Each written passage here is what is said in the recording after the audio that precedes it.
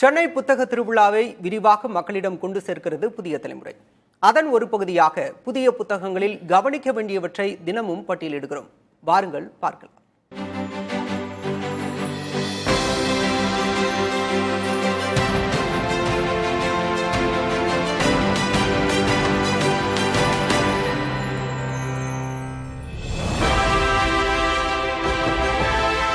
வாடிவாசல் graphic நாவல் ஜல்லிக்கட்டை மையப்படுத்தி எழுதப்பட்ட மிக முக்கியமான நாவல்களில் ஒன்றான சீசு செல்லப்பாவின் வாடிவாசல் நாவலின் கிராஃபிக் வடிவம் இது.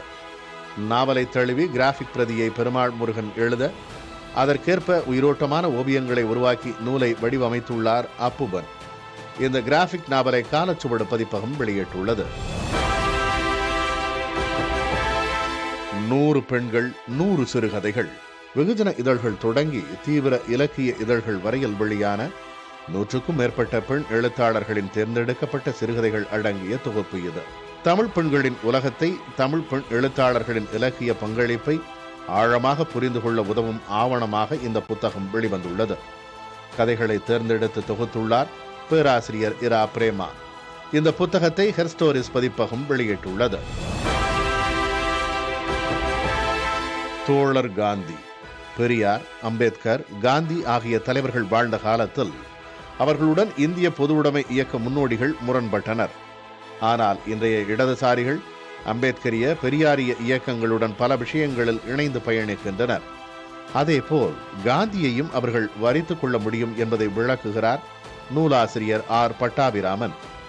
காந்தியின் கருத்துகளிலும் அவருடைய வாழ்க்கை முறையிலும் வெளிப்பட்ட சோசலிச கூறுகளை முன்னிறுத்தி இந்திய மார்க்சியர்கள் காந்தியை கைக்கொள்வதற்கான தேவையை அவர் வலியுறுத்துகிறார். இந்த புத்தகத்தை நாற்கரம் பதிப்பகம் வெளியிட்டுள்ளது. திசைகள் 4 அல்ல, கலை இலக்கிய பயண கட்டுரைகள். தமிழ்நாட்டின் மூத்த கலை இலக்கிய விமர்சகரான இந்திரன் வெளிநாட்டு பயண அனுபவங்களை கட்டுரைகளாக வெளியிட்டிருக்கிறார். பாரிஸ், லண்டன், டப்ளின் போன்ற சர்வதேச நகரங்களில் கலைப்படைப்புகள், அருங்காட்சியகங்களின் சிறப்புகளை பதிவு செய்திருக்கிறார். உலக நாடுகளில் தமிழ் பண்பாட்டின் தடங்களை கண்டறிந்து ஒளிவாய்ச்சியிருக்கிறார்.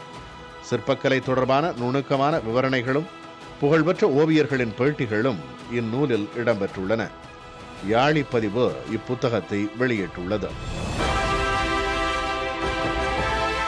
மரத்தில் ஒருத்தி. துருக்கி எழுத்தாளர் ஷப்னம் இசிகுசலின் நாவல் இது. தன் வாழ்க்கையை மரத்தின் உச்சியில் கழித்துக் கொண்டிருக்கும் பெண் ஒருவரின் பார்வையிலிருந்து பயணிக்கும் இந்த நாவல் துருக்கியின் 3 தலைமுறை பெண்களின் வாழ்க்கையை விவரித்துச் செல்கிறது. தமிழில் சசிகலா பாபு மொழிபெயர்த்திருக்கும் இந்நாவலை நம் பதிப்பகம் வெளியிட்டுள்ளது. புதிய தலைமுறைக்காக முகமது ரியாஸ், கோபாலகிருஷ்ணன்.